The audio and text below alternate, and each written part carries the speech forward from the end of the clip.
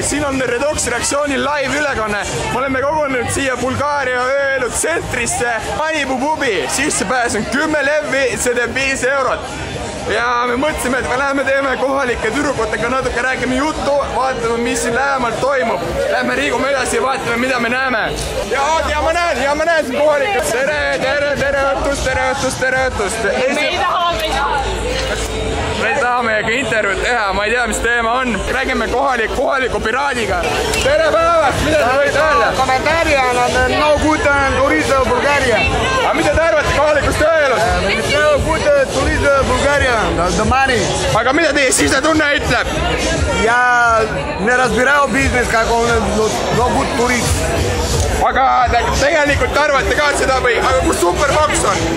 Jaa. Ja võite mõelda pange. Aga kus Superbox on? Jaa, täiega.